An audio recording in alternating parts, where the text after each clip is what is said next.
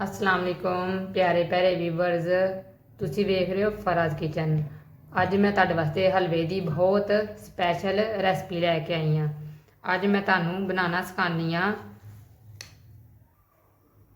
ਆਪਣੇ ਇਲਾਕੇ ਦਾ ਬਹੁਤ ਹੀ ਫੇਮਸ ਤੇ ਮਸ਼ਹੂਰ ਹਲਵਾ।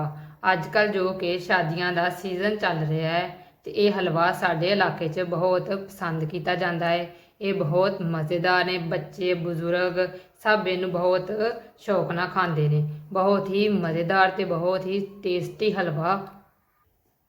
जी व्यूअर्स, हुण मैं तुहानूं हलवा बनाने की सीक्रेट रैसपी जिहड़ी है दसनी आ।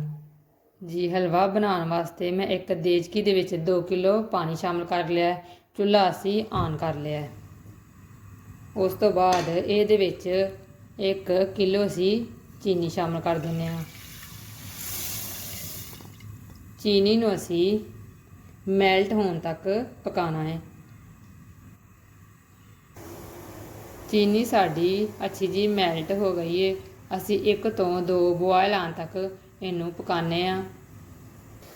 नाल ही ये शामिल कर देने 6 तो 7 कटे हुए छुहारे, जिन्होंने मैं धो के ते कट लिया सी। शीरे साढ़े ने बॉयल आ गए ने। हलवे वास्ते साडा शीरा तैयार हो गया है। एक मैं दूसरी कढ़ाई लईए जिहदे विच शामिल कर देना आधा किलो असी घी। इहदे विच ऑयल नहीं असी शामिल करना। हलवा जिहड़ा है वो घी दे विच ज़्यादा मज़े दा बनदा है। घी साडा गर्म हो गया है। आंच असी मीडियम कर लईए। हुण असी इहदे विच शामिल करने कनक दे दरदरे जे दाने, जिन्हां नूं असी दलिया भी कह सकने आ। ये बहुत आसानी नाल बाज़ारों मिल जाते हैं। इन्हों असी 2 तो 3 मिनट अच्छी तरह फ्राई करने।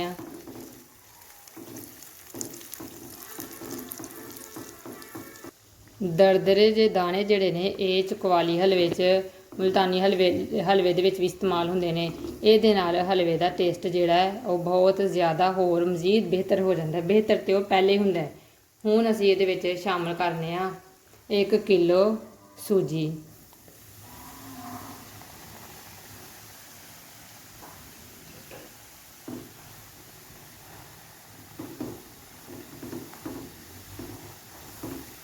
बिल्कुल हुण लो फ्लेम ते असी इनू भुनने आ। लो फ्लेम ते असी इनू इन्ना भुनना है, इन्ना पकाना है कि इहदा कलर जिहड़ा है वो गोल्डन ब्राउन हो जाए ते इहदा जिहड़ा घी है वो सैपरेट हो जाए, यानी कि अलहदा हो जाए। असी इनू चम्मच चलांदियां होया भुनना है ताकि एक जगह तो ज़्यादा डार्क ना हो जाए ते कितों ये कच्ची ना रह जाए। चम्मच चलांदियां होया इनू असी भुनने आ।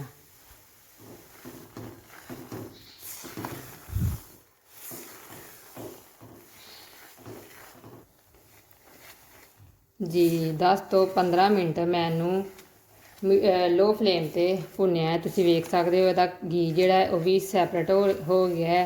इहदा बड़ा प्यारा जिहा खूबसूरत जिहा कलर आ गया है। आंच तुसीं बिल्कुल 0 ते कर लैनी है ते इहदे विच शामिल कर देना आस्ता आस्ता 1 किलो दूध। बहुत एहतियात नाल, क्योंकि इहदियां छिट्टां भी पै सकदियां ने। आहिस्ता आहिस्ता बहुत एहतियात नाल यह काम तुसीं करना है। आंच बिल्कुल तुसीं 0 ते कर लैनी है।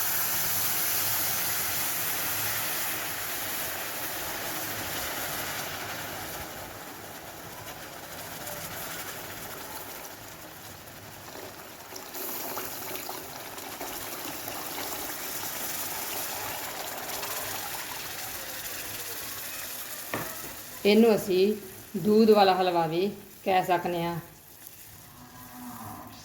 क्योंकि इसका टेस्ट ही बहुत ज़बरदस्त है। नाल ही असी इहदे विच अपना शीरा शामिल कर देने आ।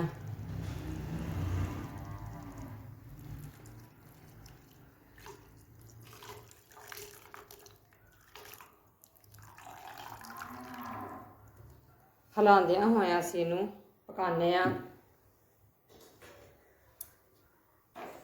आंच तेज़ कर लेने।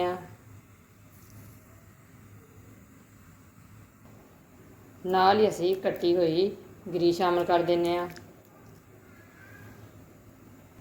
ਵਿੱਚ ਅਸੀਂ ਇਹਦੇ ਕਿਸ਼ਮਿਸ਼ ਸ਼ਾਮਲ ਕਰ ਦਿੱਤੀ ਹੈ। ਕੁਛ ਅਸੀਂ ਗਾਰਨਿਸ਼ਿੰਗ ਵੱਲ ਰੱਖ ਲਈ ਤੇ ਕੁਛ ਅਸੀਂ ਇਹਦੇ ਵਿੱਚ ਸ਼ਾਮਲ ਕਰ ਦਿੱਤੀ ਹੈ।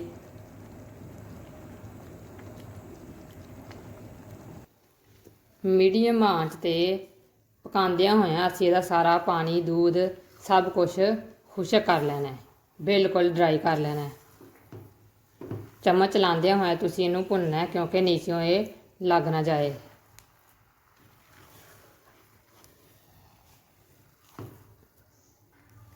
ਜੀ ਮਾਸ਼ਾਅੱਲਾ ਹਲਵਾ ਸਾਡਾ ਬਿਲਕੁਲ ਖੁਸ਼ਕ ਹੋ ਗਿਆ, ਬਿਲਕੁਲ ਡਰਾਈ ਹੋ ਗਿਆ। ਅਸੀਂ ਹੁਣ ਇਹਦੀ ਗਾਰਨਿਸ਼ਿੰਗ ਕਰ ਲੈਂਦੇ ਹਾਂ। ਅਸੀਂ ਇਹਦੇ 'ਚ ਸ਼ਾਮਲ ਕਰਨੇ ਆ ਖੋਇਆ, ਜਿਹੜਾ ਕਿ ਇਹਦੇ ਜ਼ਾਇਕੇ ਨੂੰ ਮਜ਼ੀਦ ਬਿਹਤਰ ਤੋਂ ਬਿਹਤਰੀਨ ਬਣਾ ਦੇਗਾ। ਉੱਪਰ ਅਸੀਂ ਸ਼ਾਮਲ ਕਰ ਦੇਣੇ ਆ ਕਿਸ਼ਮਿਸ਼, ਕੱਟੀ ਹੋਈ ਗਿਰੀ, ਸਬਜ਼ ਸ਼ਰਫੀਆਂ। ਇਹਦੇ ਨਾਲ ਬਹੁਤ ਅੱਛਾ ਇਹਦਾ ਟੇਸਟ ਆਏਗਾ, ਇਹਦੀ ਖੂਬਸੂਰਤੀ 'ਚ ਵੀ ਇਜ਼ਾਫਾ ਕਰਨਗੀਆਂ।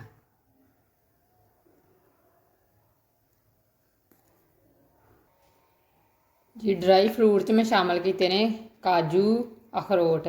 ਅਗਰ ਤੁਹਾਡੇ ਕੋਲ ਡਰਾਈ ਫਰੂਟ 'ਚ ਕੁਛ ਵੀ ਮੌਜੂਦ ਹੈ ਤੇ ਠੀਕ ਹੈ, ਅਗਰ ਨਹੀਂ ਤੇ ਇਹ ਵੈਸੇ ਹੀ ਬਹੁਤ ਮਜ਼ੇਦਾਰ ਹੈ। ਡਰਾਈ ਫਰੂਟ ਨਾਲ ਇਹਦੀ ਜ਼ਰਾ ਟੇਸਟ ਵਿੱਚ ਮਜ਼ੀਦ ਇਜ਼ਾਫਾ ਹੋ ਜਾਂਦਾ ਹੈ।